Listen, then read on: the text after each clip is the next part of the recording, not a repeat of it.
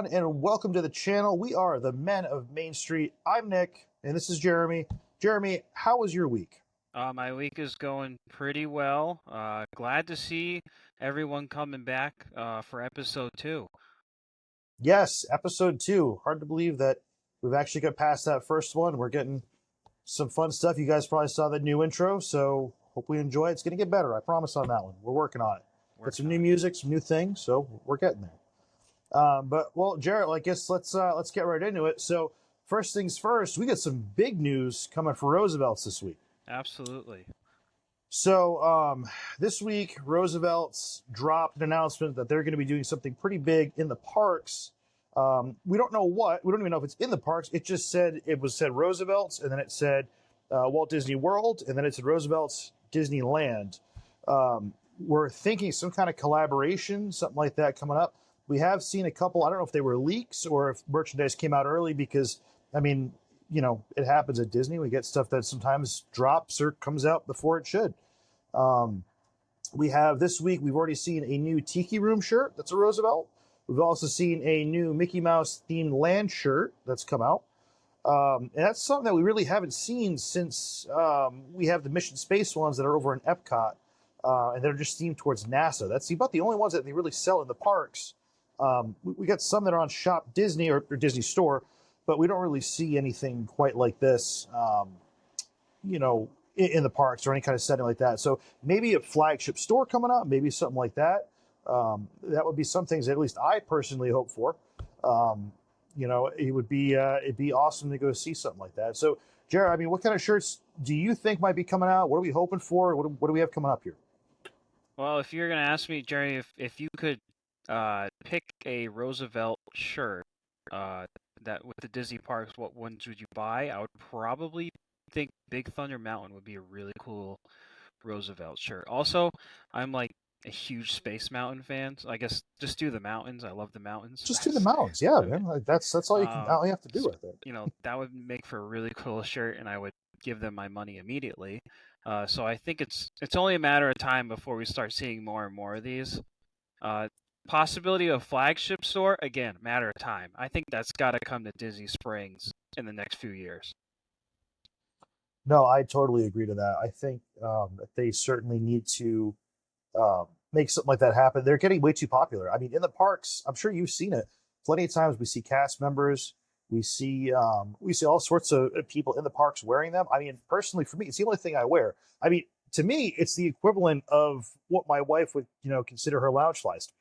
You know, she's got a whole bunch, and not that there's anything wrong, you know, with having a lounge fly. I mean, it's just not my style. But for me, I mean, I'm probably up to 60 plus Roosevelts now that I'm between, you know, I wear them to work, between wearing them to the parks themselves. You know, I have quite a few there. So, you know, I'd be very happy to see something there. I think it's the right area for it. We've seen a couple stores in the area down in Orlando, especially start to showcase some of them and sell some, but it's not, you know, it's nothing like it's in the parks. So it makes it that more, you know, much more unique. I get asked all the time when I go in the parks. People are always asking me, you know, where did you get this? Can I see the material it's made out of? I mean, let's face it, they're high quality shirts. They wear well. They're not bad on a hot day. My best recommendation to anyone, though, especially when you're at the parks, would be to always kind of wear like a t-shirt, maybe underneath it. Personally, that's what I do, just to kind of help, you know, keep things, you know, without getting too graphic, dry. You know, and that way you don't feel so gross wearing them all day. But you know, it definitely is, you know, definitely something I get asked a lot about. It keeps things unique. Yeah, I have a few of them myself, not nearly as many as you. But they Gotta get are. those rookie numbers up. I'm working on it. I think I got 4 or 5 now. But the material is like, honestly, if you're gonna pick a material to wear in the park, it's like kind of like that athletic crossover. It's soft, but it's also very breathable. It's just really the perfect shirt to wear in the park and really anywhere else you'd like. I definitely have. I started wearing them recently on my trips, and I actually enjoyed. I thought they were very comfortable throughout my entire day, which is not normal with everything you wear at a Disney park. No, Especially especially not. especially if it's Disney branded. or has like something to do with the parks, it's hard to find something comfortable because you think in Spirit jerseys, it's usually way too hot to wear a Spirit jersey, but a Yeah. Roosevelt you can pretty much wear any time of year as long as it's not too cold. And yeah, and even then, we have sweatshirts for that now with the same prints on them and that sort of thing. Yeah. One of the biggest things, that I run into with them is that the Disney shirts, they a lot of the time tend to be made out of cotton or something like that. So the minute you wash them, they shrink. I mean, for me, I'll start out buying one size, and I feel like I just dropped a whole size the minute it comes out of the dryer. So um, it makes it kind of challenging in that respect. Whereas with Roosevelts, they don't shrink. Nothing changes on them. They're made of this material. I think it's called what do we call it? Uh, Coonflex, right? Coonflex, I believe. Yeah. Yeah. It keeps they're like a stretchier material too, so they don't feel constricting, which is the biggest thing. And you don't want to feel that way when you're at a Disney park. You want to feel very free moving, be able to kind of enjoy yourself there. Hey Nick, tell us a little bit about the shirt you're wearing tonight. Yes. So tonight we have the Trilogies End shirt. So still available. It's one of their tried, true, and classic ones on the Roosevelt website. Put a link to that in the description below, so feel free to go check that out. But yeah, this is one of my first shirts I got, and it's still one of my favorites to this day. Isn't this the same one you have too? This Or is do you the have one you some? got me for my bachelor trip. The same one. Oh, very nice. Yeah, So fair enough. we could have matched tonight, but I didn't want to We, confuse people. Who is who? I'm repping a Mickey golf sweatshirt that I found, there we really good go. find at the Marshalls, and I had to wear the golf one in honor of Masters Weekend. So Well, Jared, just so you know, they've also just announced their new golf shirt lineup, all their new polos and I all did that from see those Roosevelt's as as well. well. So I should jump on that. um, I cannot remember the name for them, but I know that it is some kind of I it think it is was a like pretty funny Mickey's name. Mickey's Country Club. I think is what they called it. That Oh, line. I'm talking about the shirt lineup themselves. I know that they call it some kind of material or line that they're Oh, making them. okay. I know because I know these are obviously the Coon Flex or whatever. Oh, their Just polos are called long shoot breakfast balls, but breakfast balls. the Yes. golf line was called Mickey's Country Club. I'm pretty sure. Oh, okay. I didn't even know that. Well, that's good to know. Yeah. Awesome. So, all right. Let's see. What do we have next on the list here? All right. So, some exciting news coming out of Disney's Animal Kingdom. There's a new baby giraffe, and his name is Tucker. So this is the first calf birth at Walt Disney World since 2021. So it's been a few years. Um, his mother's name is Mara, and it's her third baby she has delivered.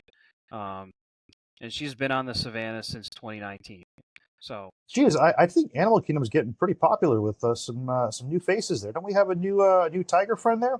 yeah, I mean this is riding on the heels of the baby tiger cub Bosco, which also stands for Meatball. I mean that was a huge hit when he came out in his habitat and drew so many guests over to his area. The giraffe is going to be a little different. You can't just go and walk over to him. You're going to have to get on Kilimanjaro safaris to see him. So that means our lines are going to triple in size for that one. Lovely. Probably. Um, I would guess it would probably increase a little bit at least. They have good people flow through that ride. I feel like you Yes. never wait that long in that line. Yeah. So it's always my best suggestion for Kilimanjaro safaris is go early because that's when the Yes. animals are the most active. You got your best shot at seeing Tucker if you're getting there early. Yeah, I've been there later on in the afternoon, and everyone's taking a siesta over there. So definitely better to go ahead and check that out. But all right, well, awesome. Thank you for that one. Next, we have some very exciting news that we just heard today, actually. Hot off the press. Hot off the press. We got a new lobby bar coming to Disney's Grand Floridian Resort. So, what they're talking about is literally going to be right in the middle of the main lobby. So we're going to have to talk about that a little bit. But they're saying it's going to be inspired by the lobby's iconic bird cage. The bar will pay tribute to the resort's Victorian roots with intricate woodwork, stained glass, and brass accents. You might even spot the colorful birds in the stained glass and murals throughout the atrium. We're also going to find a new Victorian cage-style elevator that's going to be opposite of the bar here. So they're just saying that across from the bar, you'll still find the iconic staged cage-style elevator that people know and love today. That's all they're mentioning there. Gotcha. That's one that I'll be honest. That is one resort I have actually not had the chance to go through. I always go by it. I always want to during Christmas time, especially to see the gingerbread house, but it's one that I have not had the chance to. So maybe on my next trip here, I'm gonna have to take a quick peek out there before I get this new makeover. So, anyways, so speaking of Christmas time here, what are we thinking this place is going to look like during Christmas time? Because as I recall, it gets pretty tight in there between the tree, in the gingerbread house, and all that. What are we thinking on that? Yeah, so first of all, we're actually not going to get a gingerbread house this year because this construction, it seems like it's going to take us through the rest of 2025. So you're most likely going to walk through those doors of Grand Floridian and be met with big construction walls, which honestly was like that not that long ago. They've been doing Yeah. refurbishment pretty recently, um, so it's interesting they're doing this again. It's definitely going to be interesting because there was there was kind of like I think there was an iconic like bird cage there before, and now they're putting a bar in its place, and that's probably going to be triple in size. And as you said, it's pretty tight in there during Christmas time. I was just there um, this Christmas season, and you had the big tree in the middle, and then the big gingerbread house, and that place was packed to the gills. I mean, they had lines to take fun of pictures in front of the trees going around the whole place, as well as the line to get treats from the gingerbread house also was a very long and spread throughout the lobby. So throwing I'm a sure it's bar one of into the the biggest mix, hits. yeah, throwing a bar into the mix, like right in the middle of all that, is gonna be kind of weird. I wouldn't be surprised if they shut it down during the holiday season. Yeah, I mean, I could totally see that. I mean, we had talked a little bit prior before the episode here. I kind of even brought up it. To me personally, it feels kind of like something almost like an airport bar. I mean, the middle of the lobby. I don't know. I don't feel like it's necessarily the place to go ahead and throw a bar like that. I mean, because we have other bars in there, correct? I mean, we have Enchanted Rose. Yeah, We have some other restaurants in there, especially. I mean, we have some of the most fine dining, finest dining on property there. yeah, you Um, got parks. You have Narcoossee's. You got Victoria and Victoria and Albert's and Alberts. Yep. Park Ave or Park Square, one of the two. Hmm. But those all those restaurants, and now we're just throwing But Enchanted Rose is literally located upstairs, right next to the lobby. So Yeah. I thought this was a really interesting choice. The only reason I'm not maybe people are finding it too difficult to get into Enchanted Rose, like it's difficult to get Oh, it into. could be. So they're like, well, maybe this bar will make it easier for people to get access. So I was actually thinking about this. I'm like, well, how does this work in? Let's look at Polynesian. So Polynesian has a signature bar as well. So Hmm. Grand Floridian has Enchanted Rose. Polynesian has Trader Sam's. I would say Trader Sam's is 10 times harder to get into than Oh, absolutely. Enchanted Rose. But if you can't get into Trader Sam's, there's an outdoor patio area where you can still order a drink from there. So you still Yeah. have that option. At Grand Floridian, I don't think that option was as available. So I'm thinking they're thinking that this is going to open it up, similar to how the outdoor section of Trader Sam's does for them. So Mm. that's the idea I think they're going for. It's just the location of it is so odd, like dead center of the lobby. It kind of reminds me of a kind of bar that's just more of a walk-up bar. I think. Hmm. I feel like, and I think that would go well there, especially in the lobby. You get people checking in, people coming back from the parks after a long day. Um, I can certainly see just, hey, I'm going to run down, grab a quick drink, as opposed to saying, hey, I'm going to go to a restaurant. I have to see if they have seating at the bar or seating there. Whereas this one, you could probably just go downstairs, grab a quick drink, go back up to your room, and call it a night. So, I mean, I can see that to an extent.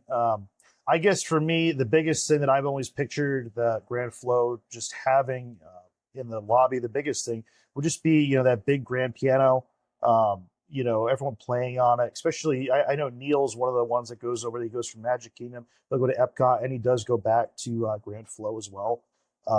I know that's always been more of the picturesque lobby that I'm thinking of for that. So I wonder how that kind of fits in the mix. Hopefully that does, I would imagine it would still stay there, probably just off to the side. Um, Yeah, I but don't for think it'll me, should that's get in that's the the way. biggest thing. It'll definitely be crowded in there with all those Yeah, different things, but I mean, you walk into there right now, and it's gonna be a different vibe when it's there. I think. yeah, I might be wrong. I might be wrong, but it's gonna take a little bit of getting used to. I think that's for sure. Yeah, I mean, a lot of changes going on throughout the whole monorail loop right now. We won't get into too much today, but with the Polynesian island village, Yeah, their is DVC a resort tower. hotel, It's their DVC yeah, tower. Yeah, yeah. and I know they have some special DVC areas, especially there. It is nice to see Disney really exploring more options and more amenities for DVC. I can tell you that I kind of got brought in to a meeting for them when I was on my cruise to talk about it, and it's a substantial price. We're not going to talk about it right now, but it is one of those things that it's good to see that you do kind of get your money's worth out of it. We have the new lounges and all that in the Magic Kingdom, even. So it's good to see areas like that. But just again, the monorail loop's just filling up, and we're getting a lot more there. So it's good to see, and we'll see what Disney has in store for us. Yeah, I'm personally glad that they're investing money back into their resorts. In addition to building, I feel like every minute they're building a new resort. Yeah, I'm glad they're still investing money, and especially in the Grand Floridian, which is so iconic to Walt Disney World. yeah. I mean, and hey, it keeps you going with making more signs. So stay tuned, everyone. We'll Exactly, talk yeah. about what that's going to be tonight. So, anyways, with that, Jared, what do we have next coming up here? So I wanted to bring up a little tidbit about after hours and the opportunities that guests have at the parks. So after Wait, hours, you mean I don't have to go to sleep? I can stay at the parks longer? yes, but for a price. Jeez. Oh, okay. All right. What's that price? What are we talking about for that? All right, so after hours, it's offered at Magic Kingdom, Hollywood Studios, and Epcot. Magic Kingdom, it's $175 per person. Hollywood Studios and Epcot, $155 per person. So we're talking main parks there. For reference, Christmas parties they range around 180 to 220 per person. So it's a little bit lower, but you're not obviously not getting nearly as much. Um, No. in addition to the main those main three parks, there's also an opportunity at Typhoon Lagoon called H2O Glow, and that's even cheaper at $85 per person or 42 for ages 3 to 9. So they all kind of have the same thing included. Let's talk about hours first. For those three main parks, Magic Kingdom, Hollywood Studios, and Epcot, you're talking 10 p.m. to 1 a.m. So good chunk of time, but you can go in at 7 p.m., which honestly, that kind of sells me because now I'm thinking, Yeah. oh, I could get double fireworks because, with those Yeah. after hours, we've been seeing Enchanted happening in Magic Kingdom. So you could do wishes, stick around for Enchanted. You see two for the price of one. You could probably, same thing with Hollywood Studio, get in. You could go see Fantasmic before your party even starts at 10 o'clock. Yeah. So that's cool. And then so yeah, and then for Typhoon Lagoon, it's six. It starts at 6 p.m. You can enter at 6, but the party is 8 to 11, and that one also has a DJ in it, so it's kind of fun. I feel like they're really trying everything they can to get people at their water parks now. That's something I noticed, especially going down there not that long ago. They're pushing hard on that. Hmm. Any resort guest now, I believe, that stays on property, isn't it right where if they get a ticket for a park, they also get free admission to the water park? Is that You how it's going? you get free water park on I believe on your day of arrival. That's what it is. Yeah, so I mean that's a substantial add-on that before was definitely kind of out of reach, and I think they did it right by doing that because from what I've heard and from what it seems like with doing the H2O events and all that, it seems like they're really trying to gain more clientele that way, and I think that that's a good look for them. Yeah, I think it's a good idea. I mean, if you're just getting off a flight and it's like 12 o'clock and you're like, I'm not going to spend the money on a whole park day if I'm not even getting in there till 1 o'clock, and you might not, and you're probably tired, so you don't want to also invest in an after hours. Well, hey, now I'm just, I can just hop in the water park for a few hours. It's included in my stay. Exactly, I think that's a great idea. It beats having to go to the probably the more crowded resort pools and all that. I mean, granted, um, I do believe you can go to, I think it's any of the resorts though, right? You can kind of jump between them and use their pool facilities. Am I right in saying I've never stayed Um, at a Disney resort, so you, you tell me. I don't think you can. No, you need your key to get in. It's kind of frowned upon. They prefer you stay at your Okay, own pool. gotcha. I'm not. I know people have definitely done it in the past, but Yeah, I thought I had heard something before saying that, but again, that, I mean, all we can say about this, guys, is obviously go enjoy the water parks. They want you to. They're giving you that option. They're giving you that free pass to go ahead and do that. And there's definitely seems like there's a lot more included if you were to do an after hours event. What else? What else are we talking about? When you get out of this, because it's not just the admission, right? We get a little bit more, no, right? you get a little bit more. So you're gonna get. First of all, it's a limited number of tickets, so you're not gonna. There's not gonna be a crowd. Probably everything's gonna be a walk on. And then the kind of a big seller is also all you care to enjoy popcorn, ice cream, novelties, and select bottled beverages. So all to your heart's Now, content. Now, folks, first thing I'll tell you too is that going to any of the Christmas parties or after hours parties that I've been to, so I've been to Mickey's Very Merry Christmas Party, and I've also been to Not So Scary Halloween Party. I can tell you, Disney does not skimp out when it comes to giving stuff. I mean, we're talking for the Halloween party. I mean, you're getting full size, ice scoops of candy just dumped in your bag. They get these. They're sponsored by different places like Mars, Wrigley, Coca Cola, all these different companies. So when they do this, I mean, it's not oh, we ran out of something. It is they keep it coming the whole night long. So if you want it, it truly is all you care to enjoy the whole night.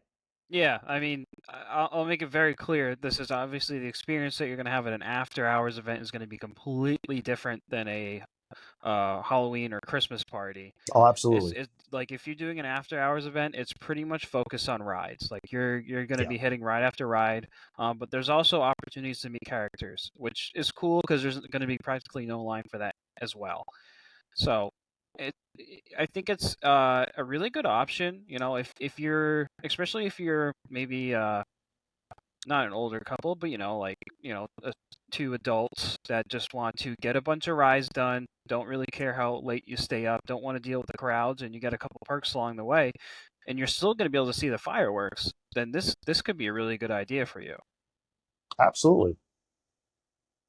So yeah. Awesome.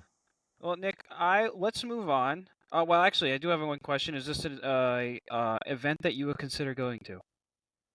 I absolutely would. I think, especially H2O Glow, I think honestly that would kind of sell me to go. As crazy as that is to say, I mean, I have it included with my regular admission with my pirate pass. I would still say though that if I had to pay to go, I certainly wouldn't be upset at the cost of going to H2O Glow. I don't know if I would go to any of the after hours specifically at the main parks, Yeah. but it is something to think about. And I mean, I personally enjoy going to more of some of the special events, but that's something we'll talk about later on down the line. Those get more chaotic, obviously, as we have a lot more going on. um, and we'll discuss this kind of as we get to it. But what about you? I mean, is that something you would consider going to? It depends. I definitely like the idea of it. Personally, like if my vacations are kind of like back-to-back park days, so like a night that I'm going 10 to 1 a.m. probably is I'm going to pay the price the next day. So, Especially if you go with me, because right. you're going to be hurting that next day. Yeah. Yeah, I remember when we did the Christmas party the next day we were burnt out. We just so I was so I like the idea of it. Like if you're, if I was going if I was going on a different trip, not my entire trip was Disney, but I wanted to do one Disney day, and I only had like one night to do it. That sounds like a really good option. So, Absolutely. anyways, Absolutely. let's move on. We're gonna talk a little bit about D23. And both of Yes. us are members of the D23 fan club. Isn't that right, Nicholas? Yes, just became a member. Now, I'll be honest, I just became a member for one of their first virtual events. That was kind of the first drawing factor that kind of drew me in. It was a little odd. And in fact, it was supposed to be odd. It was called Weird Disney. D23 is trying these new events now in what they call, I believe, the Gold Theater, which is on their website. It's a virtual event that they host and they live stream it.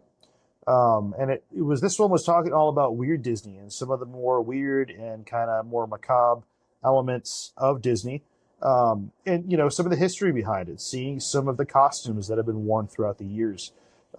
Seeing some of the more interesting artifacts in Walt's office. Um, One of them, as weird as it was, there was some kind of Japanese head figurine that Walt had actually gotten on a trip out to Japan. And he was thinking, I guess, it was supposed to be used as a some kind of a puppet or something like that. It was a very odd relic. Honestly, when I saw it, I kind of turned my head a little bit because I'm like, I don't know what we're looking at here. It did not scream Disney to me, but seeing a lot of the history behind it and talking about the the Mickey Mouse Club and all that and everything like that, and the history going up to there, talk about different countries that for the longest time shunned Mickey Mouse as they thought it was kind of a weird occult kind of topic.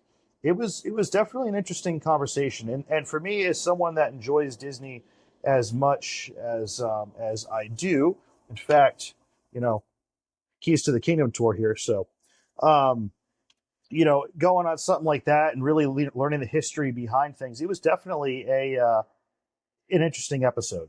I think the biggest thing that I'm excited for, and that I've always been obsessed with, I've actually been there, to the grounds at least for it, was the World Fair Expo that housed a lot of the rides that we know and love today. Like Small World, like the Carousel of Progress. It was all done way back when in the, I believe it was a 67 or 69 World's Fair Expo. They showcased a lot of the rides, or at least the thought processes and designs for a lot of what we see today. So that's coming up on April 26th as another live event. So very excited for that. We'll talk about that when that hits. But again, it's just kind of makes it more of a kind of a fan club is really what it is. And it wouldn't be a fan club without having some kind of tour or having anything like that. So one of the big things that seems to be, or that's coming up that I'll be attending, I believe in August sometime. It's going on now. Tickets just happen to be sold out for where I'm at. Is they're doing a Goofy Movie anniversary tour. So they're going across the U.S. to all different areas and different states, and they're doing different meetups.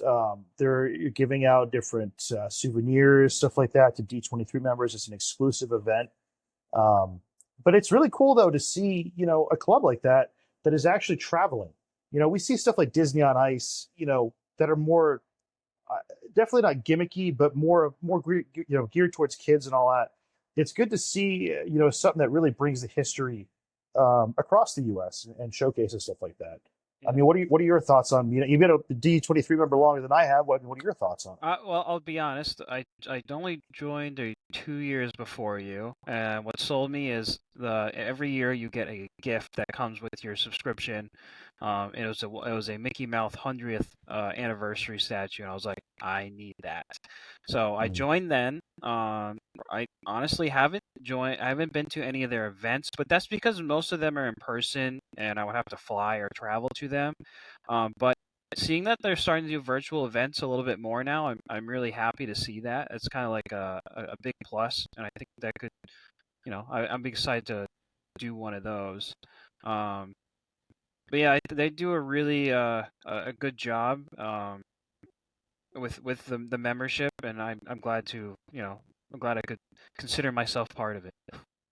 Absolutely. And the biggest thing to know is that D23 is where we hear and find out all about um, the new happenings of Disney. Yeah, This past year in Anaheim at the Honda Center, they talked all about the new expansions to the parks. That's the first look that we have. And it was incredible to hear and see. We get news about the cruise line coming up. We get news about the new expansion to Animal Kingdom, or retheme of Animal Kingdom for the Central America area. Not to mention the villains area. I mean, this is where we get all that juicy information yeah, that people look forward to, and be able to be that first one to be able to hear it and see it is awesome. And the only way to get a ticket for that event is to be a D23 member. correct. So it's really an exclusive event that you do have to have, some love to the company itself, I think, not just the parks, but the company as a whole, and really to see, its direction and um, be able to go ahead and see where we're going with it is the biggest thing. Yeah, and our But we don't have the main event this year, though. I think we have kind of a filler event. What do we have coming up here this year? yeah, so our next opportunity to kind of have something that's so what happened this past year was the D23 Expo. That's probably their bigger of the expos. And then between they sprinkle in these things called D20 Destination D23, which I'm expecting we're going to get a good amount of news out of that one too. That we'll definitely be talking about on the podcast. Um, so that takes place August 29th to the 31st at Walt Disney World in the Coronado Springs Resort. So there are, we're going to have some special presentations. They'll probably give us some updates on the plans for, talking the new cars attraction or everything we mentioned so far. There's also a lot of cool shopping opportunities if you get to go. There's a couple of pop-up shops like the Walt Disney Company store, Mickey's of Glendale, which is all Imagineering themed. Like you can get like Imagineering branded sweatshirts and hats and stuff. They have a Disney Studio store from I think that's kind of just what they sell in Hollywood at their other studio store. They bring it here.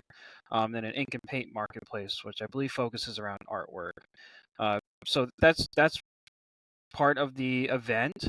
The other cool thing with Destination D23 is if you get a ticket to go to the event, then you also get a ticket to go to. It's similar to a H2O Glow, but it's D23 members only, and it's going to be Kooztopia themed. So if you like Emperor's New Groove, that's going to be a really fun time. And only at the water parks, right? It's only at Typhoon Lagoon. Yes, it's Oh, it's okay. like a one night thing during the So event. it's what Kuzco envisioned that he just slapped Yes, on top of Ponch's. exactly. Okay, all That right, I little like water that. slide turns out it's a couple more water slides. Couple more. He blew it up for one night only, and it'll shrink it on back Yes. down. Okay, Yep. perfect. And then, in addition, they're going to do a Disney-themed '80s and '90s concert, bringing back a lot of throwbacks. And then they're also gonna shoehorn in the Goofy movie stuff that is already happening. So That movie, man, I'm telling you, it's just it does not get enough love. I guess everyone thinks. I mean, it's got it had some amazing soundtracks to it, and I know growing up in the '90s now, it's definitely it's coming on back. I guess harder we're than seeing ever. a big resurgence on it. People Mhm. are coming out of the woodworks and telling everyone how much they love that movie, which is great. I mean, it's a good movie. I mean, even Roosevelt's. We get a whole Yeah, Goofy movie lineup of different shirts. So um, maybe down the line we'll showcase some of those in here. yeah, absolutely. And just I remember you would see Powerline Max would come out at Halloween parties too. So Yeah, that's yeah, true. it's coming back more and more. Hmm. So Nick, No, absolutely. I will mention that Destination D23 is going to be something that's going to be hard to get tickets to. So if you're a member, I haven't even tried to go through the process of buying tickets. It's not something. I mean, it's something I would like to attend, but is it realistic for me to attend at this time? Probably not. But we'll definitely report on everything that comes out of it. Maybe Nick will go on our behalf. Yeah, I mean, who knows, right? No, I can tell you that I get very competitive when it comes to getting lightning lanes and stuff like that, and virtual queues. So I mean, hey, anything's possible. I mean, if it's a possibility to snag them, I can tell you that I'd no sooner go stand on top of the Empire State Building to get the best service possible to make sure I could go ahead and get that. Um, but yeah, we'll see if I make it down there for it. That'd be awesome. Um, I don't even know when tickets go on sale for that, so I'll have to go ahead and I'll have to take a look look. it I'd up. imagine soon. Yeah, I would imagine Um, soon, if not already. absolutely.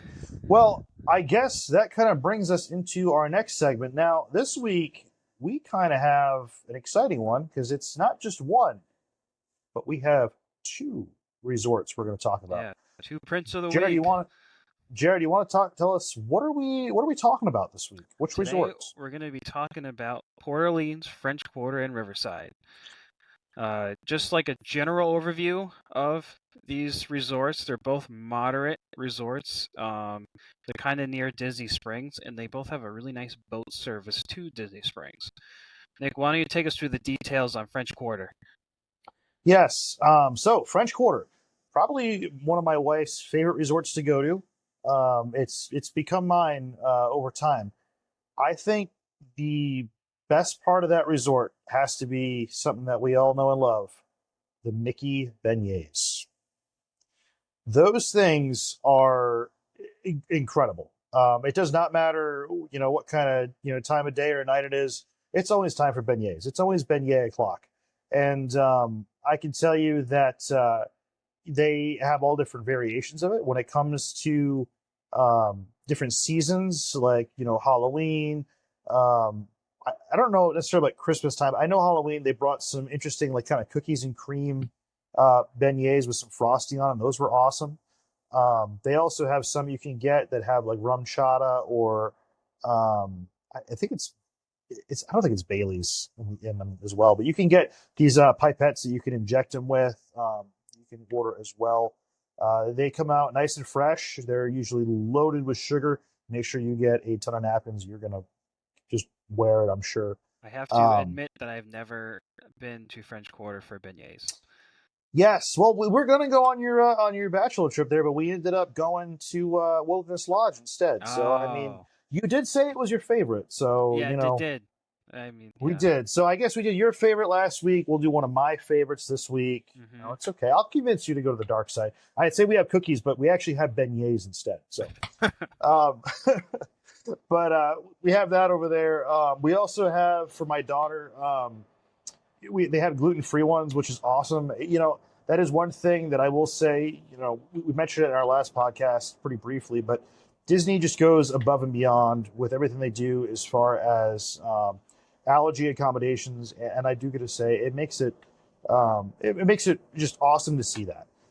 It's never fun having to go ahead and tell my daughter who does have celiac that hey, we can't have that. I know it looks awesome. Mom and dad could have it. And usually we don't. We'll just go ahead and pass it up as a family. But it's great we have the opportunity at Disney to be able to just all enjoy something like that. And we don't have to deviate so much from it because they just make them in a separate batch. There's nothing wrong with that, separate fryer and all that. They come out just as good. She loves them, and we will sit at a table easily and just go devour them. There's times we'll go. I'll go meet my brother and sister-in-law, and we just go right down there, and we'll go meet up there instead of going to the parks or anything like that. We'll just go hit up French Quarter. Um, but some of the other things we have, aside from just beignets, because that is not the only part of that resort, but we also have the main part of the beignet system, if you want to call it that. We have Scat Cat's Club Cafe. So we also have Scat Cat's Lounge. It's all kind of one and the same. So we have Scat Cat's Club Cafe, if I could talk right tonight. And the cafe is where you get the beignets. It's kind of like a quick service walk up. It's off to the side. Then we have the lounge, which is off to the left. That's where you're going to go get your cocktails. You're going to listen to all that nice smooth jazz all night long. You can get some of that, good Louisiana French Quarter food, and more of a sit down setting and more of kind of a relaxing environment for it. You also have a quick service restaurant across the way. I believe it's Sasagula Floatworks. That one's your quick service restaurant. Nice big seating area. Again, all in the same area, right in the lobby. When you first walk in, you see that beautiful fountain right up front. And it's always Mardi Gras there, so there's always coins. There's always fun things going on out there. And then aside from that, we have obviously our resort shop that has all of our beignet ears. That yes, they are scented. They actually do smell like beignets without the sugar though. We don't have any sugar falling off those. We have our lounge flies over there. We have all our exclusive merch, I of saw they course, also and sell. I've seen that they sell like the Mardi Gras masks there too, which is cool. they do. They sell some. They're pretty high end ones too. They're not Yeah, like no, like your ordinary collectibles. cheap Yeah, ones. yeah. Yeah, I mean it's that is one thing about Disney too. That if you've never really looked too deeply in the shops, you go from having your more play friendly sets of things for kids, all the way up to, I mean, items that are collectibles. I mean, thousands of dollars for different items. Disney is not just, it's not just a toy store. Everything on Disney property, there are a lot of places to go shop for fine art, find things like that. And that's, like you're saying, that finding those masks and all that is one of those instances. Yeah. Going from there, we also have horse-drawn carriage rides at that resort as well. Then we have our annual Mardi Gras parade. And I think the biggest difference between that one and the easiest way to pick it out of the two is that one has that iconic wrought iron railings around all of the rooms there. It's your classic Port Orleans style room area or village, whatever you want to call city. That you'd see down in Louisiana and Port Orleans and that sort of thing. It really is, mimicking the French Quarter for that. So for that one, real quick before we go into Riverside and talk about that, this is our 3D print for it. Jared designed this one. This one is pretty basic. It's not nearly as crazy. Just Port Orleans resort, French Quarter. This one is, again, pretty basic. It's just a plate. We used Polymaker green for this one, and just some regular Polymaker white up top. Again, layer stacking on this one, nothing too crazy. Wait till you see the next one he's got. So with that, I guess, Jared, bring us to Riverside. What are we talking about that one? Yeah, so Riverside, I've stayed in Riverside. It's a really nice resort. It's more themed to the bayou, which is different than French Quarter. It's interesting because it's like it's more kind of like in the woods. So there's a lot of trees, a lot of overhanging trees, very shaded walkways, which is nice on a hot day. Getting around. Um, There they do have a more formal sit down. It's not formal, but I would say it's a little bit more formal than Sky Cat's lounge is called Boatwright's Dining Hall. So that's a nice sit down. You can get some really good jambalaya there. Um, their claim to fame though is the River Roost Bar, and that's home to a Disney legend, Yeehaw Bob Jackson. He's been playing there for 25 years. I had the pleasure of seeing him for a little bit when we were there. Um, I got him. He's really great on the piano. He's a really funny guy. He wears a really fun outfit. If you're looking for like a good time, like he's top tier Disney Entertainment at a $0 cover charge, so you can just go to the resort whenever you want. So I highly recommend doing that once. Uh, Other than that, yeah, it's a really cool resort. Yeah, I I like think it. that's something else we should talk about real quick too. Is that as far as the resort wise goes, all resorts are always free to go enjoy the amenities there. You don't have to be a resort guest. You don't even have to be staying on property, anything like that. If you want to go check out the resorts, they actually encourage you to go do so. Yeah, You could easily take a boat from Disney Springs yeah, that or a one's easy to get bus. to. Yeah, it's a great little ride. It takes you right down the little canal there. And you kind of get to go see all that. And, again, enjoy the amenities there. Enjoy when we say amenities, restaurants, shops. We're not saying go swim in their pool or anything like that. Mm-hmm. But again, go enjoy the shops. Go enjoy the food and the atmosphere. If you're in French Quarter, go enjoy Mardi Gras for the parade.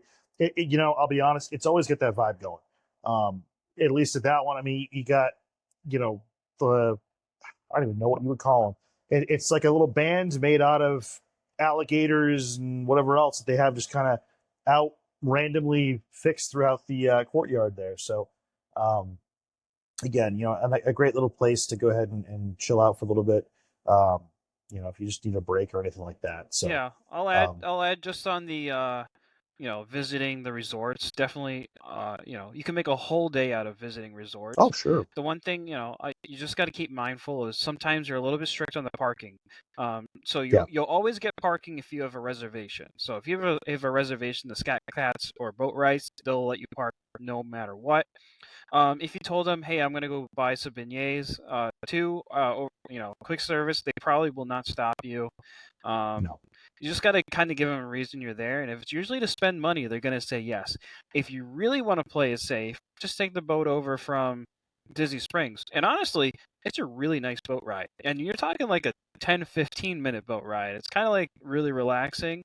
Um, you see those people out on the aqua amphibicars from the boathouse, and you're going right by them on the boat to French Quarter or Riverside. So it's And it's tucked away nicely too, away from Disney Springs and all that. Just yeah, because you're on that same canal, you don't see it. It's not. I mean, no, it's not something I've ever seen.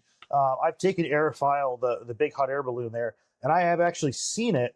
From up there. But again, it's still hard to pick out. It's not something that I just immediately was like, "That's there."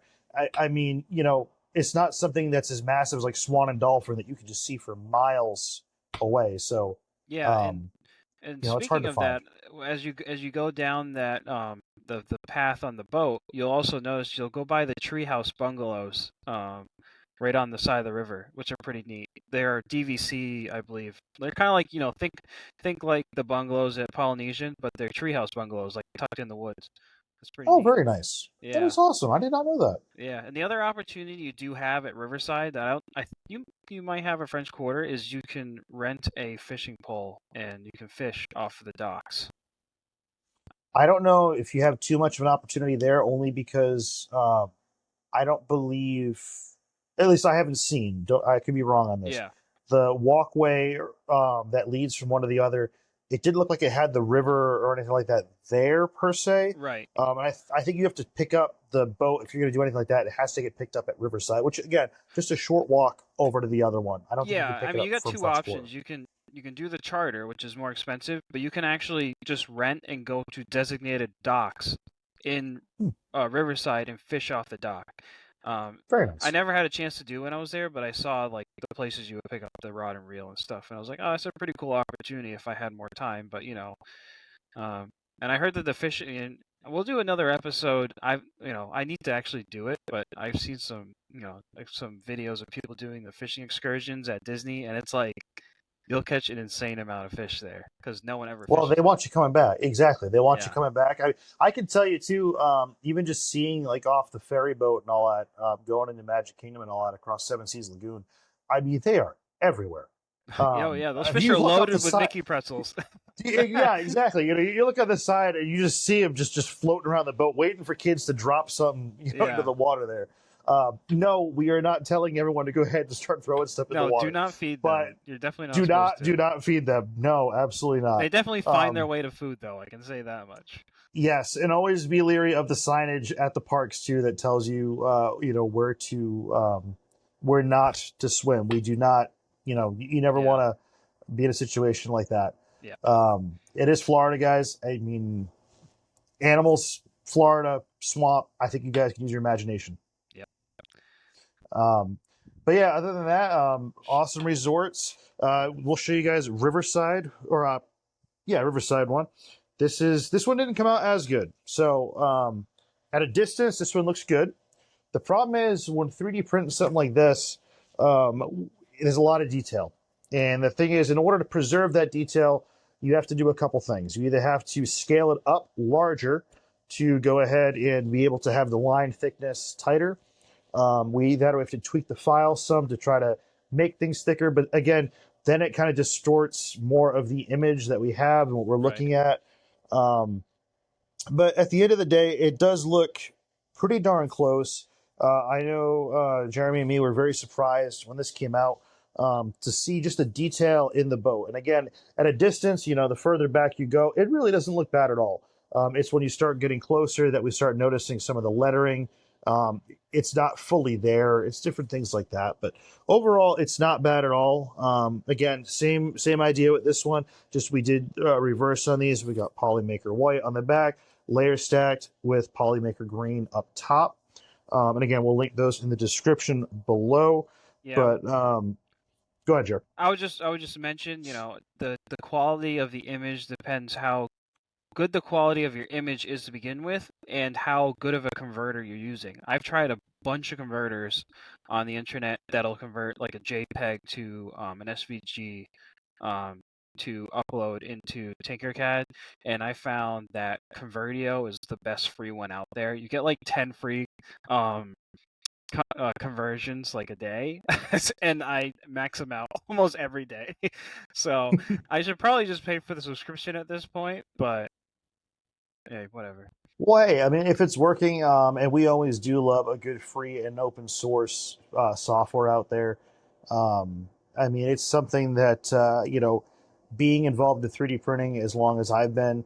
We're not going to get into all this right now, but I've been part of the RepRap project from the very beginning, so it's always been all about open source and that sort of thing.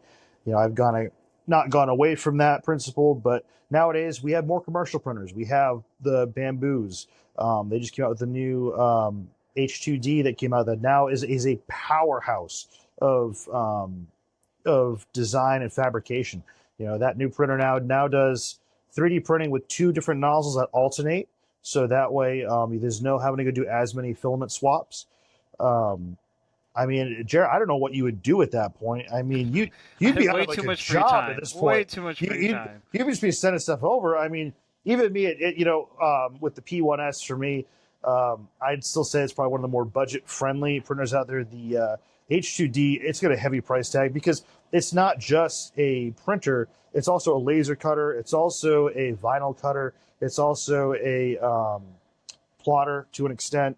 Not large format, but small plotter with a pen or something like that. But it's a powerhouse. It can do a lot, and it has a very hefty price tag. Whereas the P1S, I mean, I would have to imagine it's only going to go down in price anyways. Yeah. It's tried, it's tested. I've got thousands of hours on mine. It still has not given me an issue. In fact, I'll try to send a picture of this here in the towards the end of the video here. But with that one, I've got mine all Mickey-fied, if you want to say that. I have Mickey Mouse ears on it. I got Sorcerer Mickey for the handle. Anytime someone comes out with a fun design for that, I'm always adding that on there. So, cool part about 3D printers, you keep printing parts for them. But again, open source is always awesome. It gives a lot of opportunities that, you wouldn't always have to experiment around, which is awesome. And Jared, I think you've been doing an awesome job with getting these converted over and forever expanding our library. And Disney, if you guys keep adding more resorts, I mean, you're just going to keep Jeremie going here for years to come. At this point, I got a lot in the inventory right now. I'll put it that way. Yes, we have a lot more in store for you guys. I have a whole desk drawer full that I've done so far that I become his guinea pig. He just keeps sending them to me and says, "Hey, you could probably print this faster with yours." So he's like, "Just do it," and he'll be printing one that'll be like 2 filament swaps, and he's like, "Well, yours is like 15. Yeah, just go do it. Just don't worry about it." Either which way, it's always a fun time, and we're always happy to go ahead and do it. We'll be sure to link those in the description and do that. And again, guys, if you've gotten to this point in the video, or the podcast here, we'd really like to say thank you again. We hope you guys are enjoying the content. We are enjoying doing this tremendously. We have a lot to talk about. This is definitely an ever-growing list. Disney news is infinite. It's always growing. So again, we really appreciate you guys being here, and we hope you guys will stick around for our series to keep coming here. So yeah, thanks a lot for joining us another week, and we hope to see you back here again. Absolutely, guys. So we will see you hopefully next week, and we will see you in the future. Take care, guys. Have a good one.